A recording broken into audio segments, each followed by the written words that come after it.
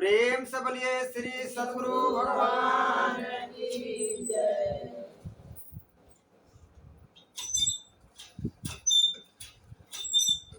भागवत पुराण का सबसे पहला श्लोक है सच्चिदानंद रूपाय।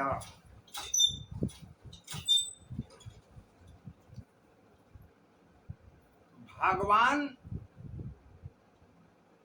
सत चित आनंद रूप है।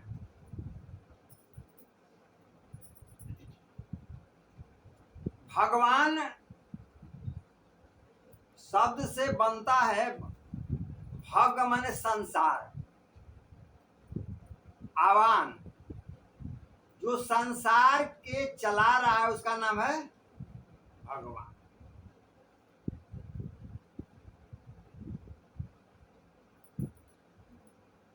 तो सत और चित और आनंद, सत कहते हैं सनातन को, परमात्मा का नाम है सनातन। उसे कहते हैं जो पहले भी था, अभी भी है, अब पीछे भी रहेगा, उसको कहते हैं सत सनातन। चित माने ज्ञान होता है।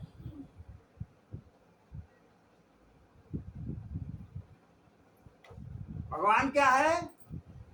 प्रकाश स्वरूप है, ज्ञान स्वरूप है, आनंद। परमात्मा क्या है? आनंद स्वरूप है। आनंद प्रेम स्वरूप है।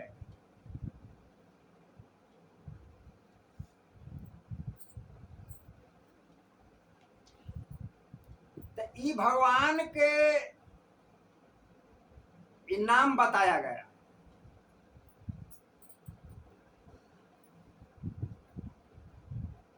अब रहा कि भाई हम लोग कौन हैं?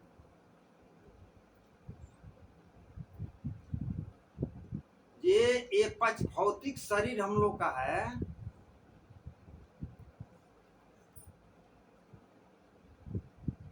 ये शरीर के हम लोग हम मानते हैं।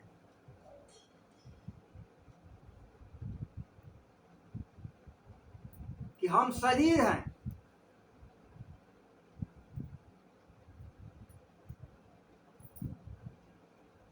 कृष्ण भगवान कहते हैं गीता में कि हम ही सनातन अंश जीवात्मा हैं,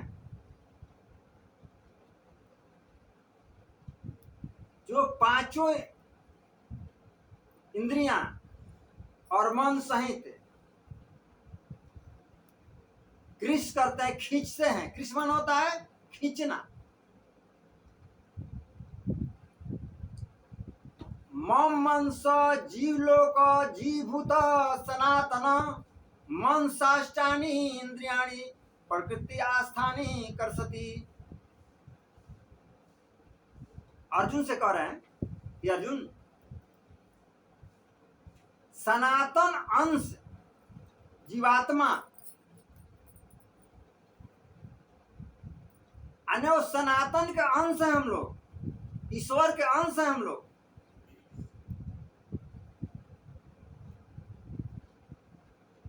हम ही हैं जो पांचों इंद्रिया और मन सहित कृष्ण करते हैं, खींचते हैं। शब्द कान का विषय है, स्पर्श त्वचा का विषय है, रूप आंख का विषय है, गंध नाक का विषय है,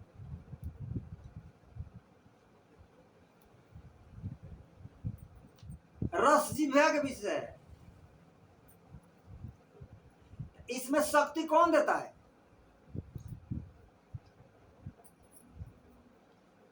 सनातन अंश अपना शक्ति देता है तभी क्रिया करती है।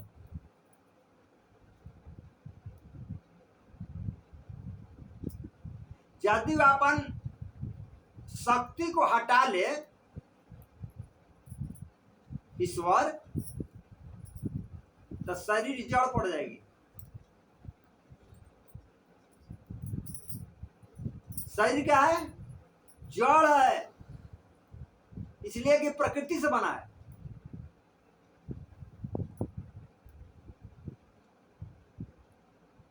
पांच तत्व से ये शरीर बना है। क्षिति जल पावक गगन समीरा, अपांच तत्वयः रचित शरीरा।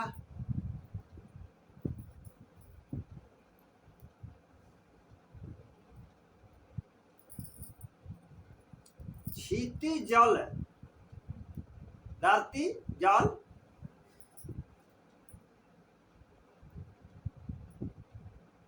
आकाश वायु,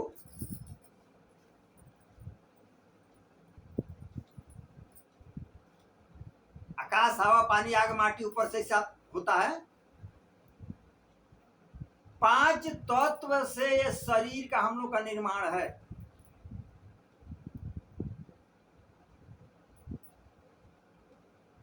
जिसको भौतिक शरीर हम लोग कहते हैं। ये जड़ है।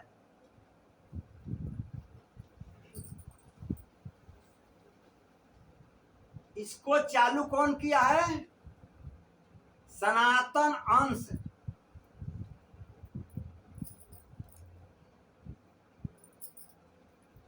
फिर जीवात्मा हो गए।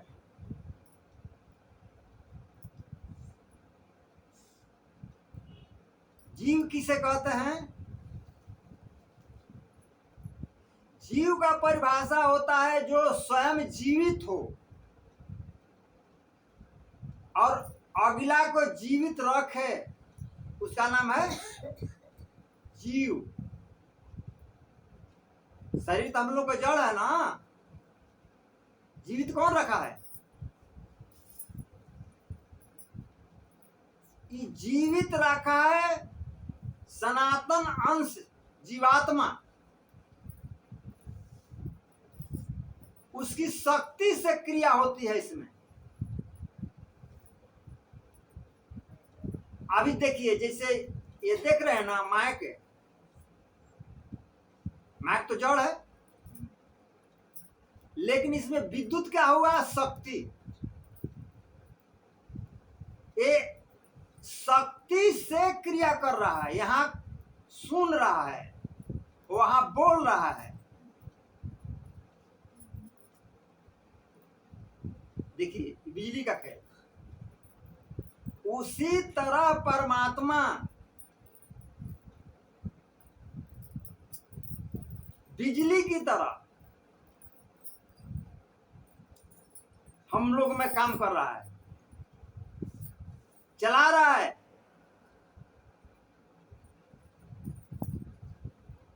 हम लोग समझ नहीं पाते हैं।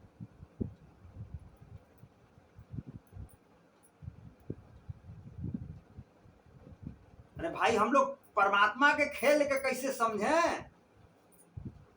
काहे कि तो शरीर जड़ है, इंद्रियां जड़ है, तो किसके द्वारा परमात्मा की जानिएगा?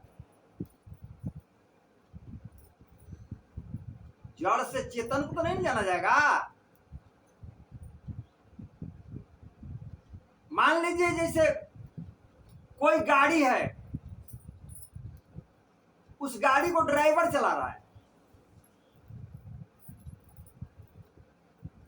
गाड़ी तो लोहा लकड़ का बना हुआ है।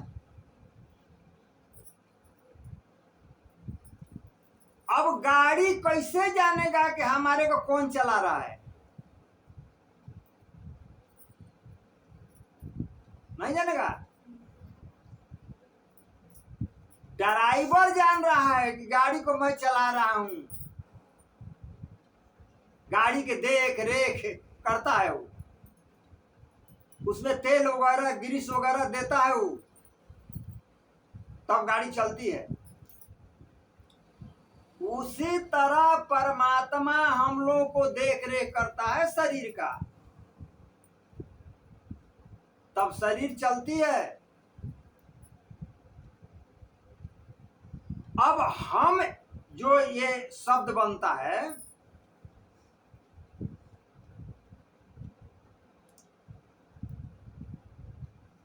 ये मन, बुद्धि और चित्त और अहंकार, जब उसकी शक्ति इसमें आई, धार उसका आया, तो अहम पैदा हुआ। हम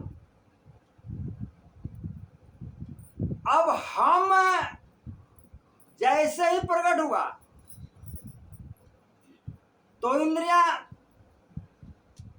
अपना काम करने लगी, आंख देखने लगा, कान सुनने लगा, नाक सूंघने लगा, जीभिया रस लेने लगी, त्वचा स्पर्श करने लगा।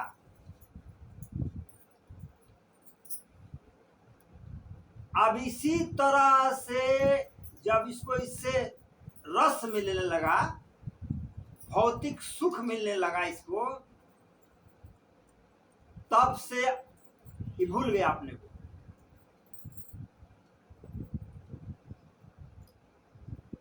अपने जड़ को बोध कर रहा है कि मैं हूं।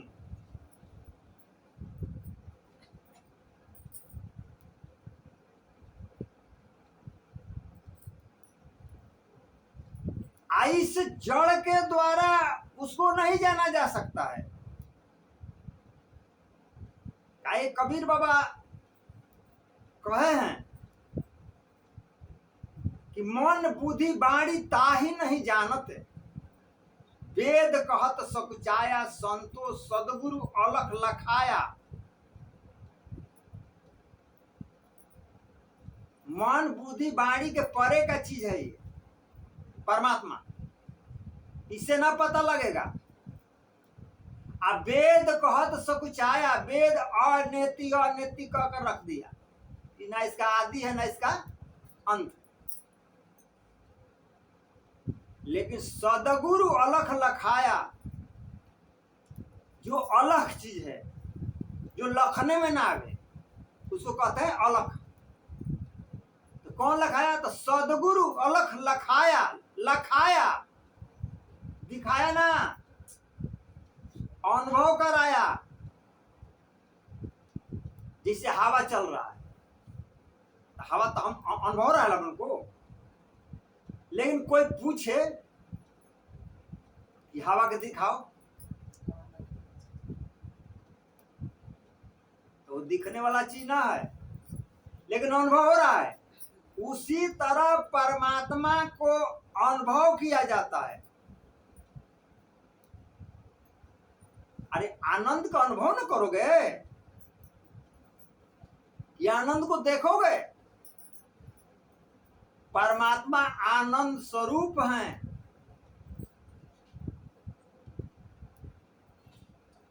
और उसी आनंद के अंश है जीवात्मा। इसीलिए हमेशा ही परमात्मा को खोजता है, यानी परम सुख परमानंद को खोजता है।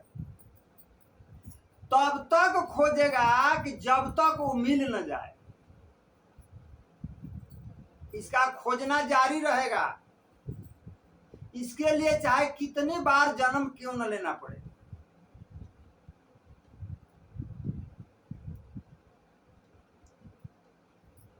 जो भी जन्म ले रहा है, पकड़ रहा है शरीर, छोड़ रहा है, इसका कारण यही है,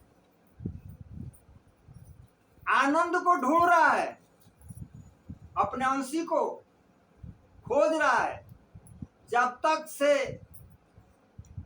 परमात्मा मिलेंगे नहीं, तब तक आवागमन रहेगा।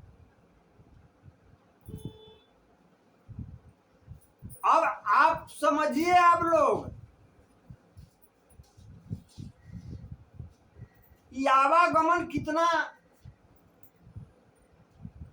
कष्टदायक है।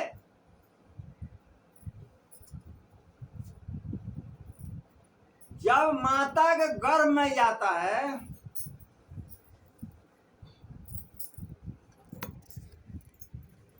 तब माता के गर्भ जो है ना नरक कुंड है।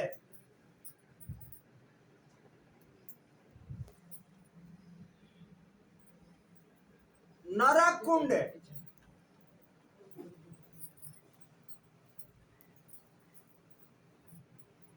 माता के जोनी के निचले हिस्सा में रहता है बच्चा, जहां मल मूत्र का जो विसर्जन होता है, और उल्टी टांग रहता है, पैर ऊपर मुंह नीचे, वहां बिल्कुल अंधकार है, बांधा रहता है अंधकार में। जब 8वां 9वां को जब प्राप्त करता है तो बहुत इसका वेदना होता है इसको, काहे कि जीव पूरा रूप से इसमें परिणित हो जाता है। माता के गर्भ में बहुत से ऐसे कीड़े हैं जो काटता है बच्चा को, बच्चा छटपटाता है, और माता जो भी माता खाती पीती है, जो माता खाती पीती है, तीता मीठा खाटा, उसका असर जाके बच्चा पर लगता है।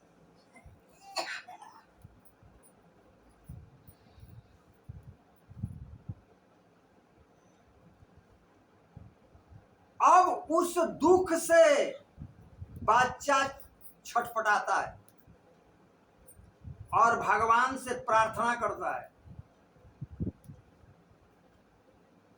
उस समय 10वां दरवाजा खुला रहता है, 9 को बंद रहता है। इन 9 को दरवाजा जो नीचे है, यहां से नीचे, ये माया का दरवाजा है। 10वां दरवाजा ज्ञान का दरवाजा है। वो बालक विनय करता है परमात्मा से, हे प्रभु इस नरक कुंड से हमको निकालो, हम तुम्हारी भजन करेंगे, तुम्हारी भक्ति करके हम तुम्हारे पास रहेंगे। लेकिन जे भी 9वां महीना पार करता है, परसों का दुख होता है, उसको बाहर आता है। उस दुख में अब बाहर आने के बाद बिल्कुल भूल जाता है। 10वां दरवाजा बंद हो जाती है, 9 को खुल जाता है इंद्रियां। अब बच्चा कहाँ कर रोता है, हम कहाँ थे, कहाँ आ गए। धीरे धीरे धीरे जैसे पहला रस मिला उसको, रसना से, मुंह से माता का स्तन को चाटा, या जो भी खाया पिया दूधे वगैरह, अब इस रस में उसको सुख मिलना शुरू हो गया। जैसे जैसे शरीर बढ़ता गया, उसमें सब विषय रस आके भर गया। अब ये विषय रस को ही जानता है कि यही सुख है। अब तो उसको दूसरा रास्ता भी नहीं दिखाई दे रहा है, अब इसके अलावा वो कौन रस है। परम सुख परम आनंद, रसो वही सब कहा है वेद में, ईश्वर का है, रस है।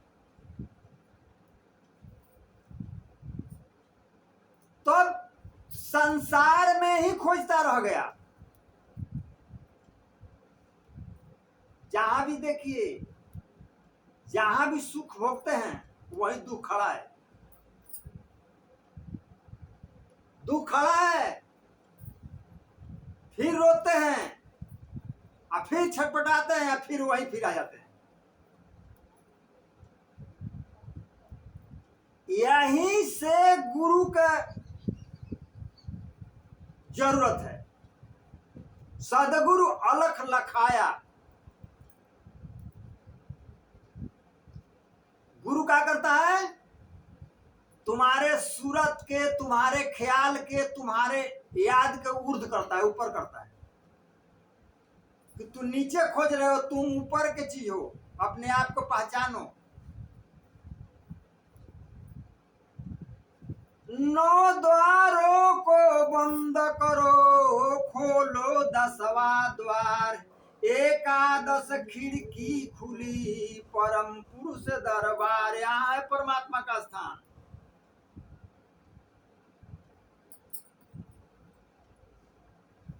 अज्ञान में ही जन्म हो रहा है, अज्ञान में भी मृत्यु हो रहा है। मृत्यु का शरीर परिवर्तन, मरता कुछ नहीं है।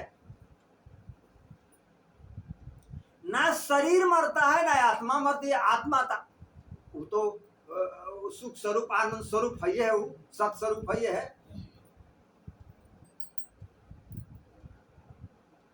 लेकिन शरीर परिवर्तनशील है, यो मरता नहीं है। पांचों में चला जाता है। शरीर टूटेगा ना तो पांचों में चला जाएगा।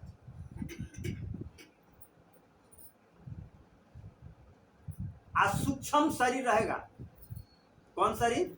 कारण शरीर। स्थूल सूक्ष्म कारण। स्थूल कहते हैं बड़ी, देख रहे हो ना शरीर बर्फ लेकर जमा है। ये हाल मास या लेथल बर्फ लेकर जमा है केवल। जे भी परमात्मा की इसमें से शक्ति हटा ना, तुरंत गल जाएगा। ये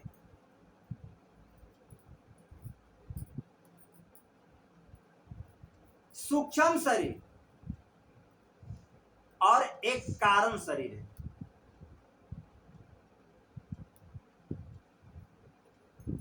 वो दिखाई नहीं देता है, लेकिन आता है यही आकाश में। हम लोग कहते हैं ना कि आदमी मरता तो ऊपर चला जाता है। ऊपर क्या है? ऊपर माने आकाश। देखो, एक दक्षिणी दिशा और उत्तरी दिशा कहा जाता है। दक्षिणी दिशा कहा जाता है नरक, और उत्तरी में स्वर्ग है, मुक्ति है ऊपर, है ना। ऊर्ध अर्ध। हम लोग नीचे जो है, नीचे फंसे हुए हैं 9 द्वार में। ये 9 नरक का दरवाजा है सब। ऐसे ऊपर उठेंगे तो ये 10वां दरवाजा जब पहुंचेंगे यहां से, ऊपर ऊर्ध्व का है, उत्तर होता है। हाई वाला पूर्व पश्चिम उत्तर दक्षिण ना। तो ये कला को कौन सिखाएगा? कोई ज्ञानी सिखाएगा। इसमें कोई भेद नहीं है, ना पुरुष के, ना स्त्री के, ना बूढ़ा के, ना बच्चा के, कोई भेद नहीं है। केवल आत्मा और परमात्मा। शरीर में भेद है। जब हम लोग को ज्ञान नहीं रहता है ना, तो हम लोग शरीर के भेद करते हैं। कहो स्त्री है, हो पुरुष है, तो बूढ़ा है, तो जवान है, तो है फलाना जात है, तो हौ जात है, हिंदू है, तो मुसलमान है, तो फलान है, टेकाने से करते हैं ना हम लोग। क्या है? अज्ञान का कारण है। जीवात्मा कोई जात पात है, वो जब ईश्वर का अंश है था। आज शरीर 5 तत्व से बना है। एके मटिया से तैयारी हुआ है नहीं शरीर बा। कुम्हारा बनाया ना मटिया से कई तरह के मूर्ति, तरह तरह के। उसी तरह परमात्मा कुम्हार हैं।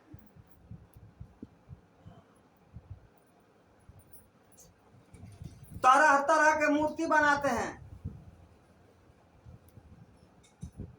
अब मूर्ति बना करके खेल करते हैं, लेकिन मनुष्य का मूर्ति साधारण नहीं है। ये मूर्ति खास करके मिला है इस संसार यानी दुख से पार होने के लिए। यदि इस दुख से हम लोग अभी पार नहीं हुए ना, तो फिर 84 का चक्र लग जाएगा। 1,84 योनि। रामायण में लिखे हैं कि 84 योनि में भ्रमण करता हुआ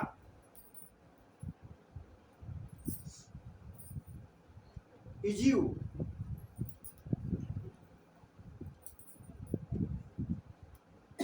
एक बार परमात्मा को दया आती है तो मनुष्य के शरीर दे के भेज देते हैं। आकर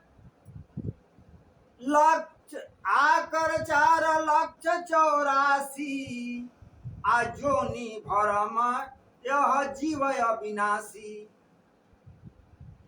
फिरत सदा माया के प्रेरे अकाल कर्म स्वभाव गुण घेरे।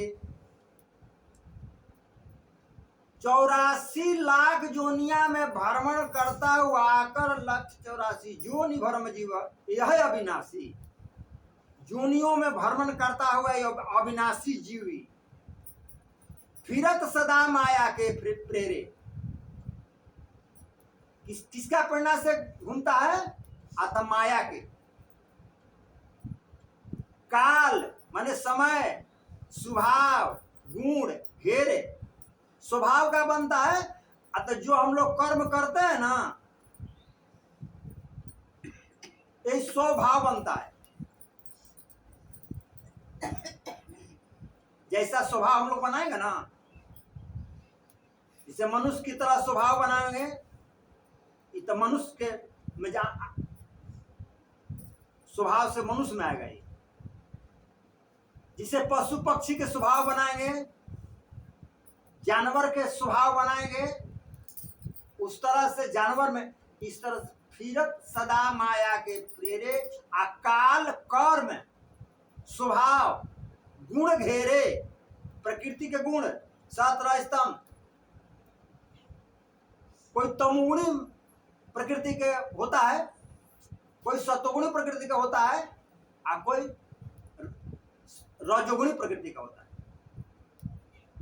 काल कर्म स्वभाव गुण घेरे। गुण प्रकृति के घेरे के रखता है उसको अपना दायरे में, जीव को निकलने नहीं देता इसे। फिरत सदा माया के प्रेरे काल कर्म स्वभाव गुण घेरे। तक कबहू की करे करुणा नर देही अदे तई सबिनु हे तो सनेही। तब प्रभु के दया आती है ना जीव के ऊपर, करुणा कर देही अदेत ईस बिनु हेत सनेही। कोई प्रयोजन नहीं था कि तुमको मनुष्य शरीर मिलता, लेकिन परमात्मा दे दी।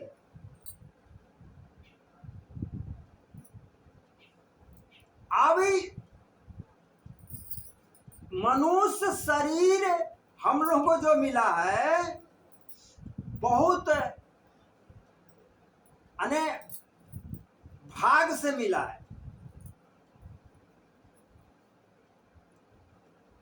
लेकिन मनुष्य शरीर मिलने का अर्थ ये नहीं है कि संसार में पशु जैसा जानवर जैसा जीवन को व्यतीत करना। मनुष्य को अपना लक्ष्य समझना है। प्रेम से बोलिए श्री सद्गुरु भगवान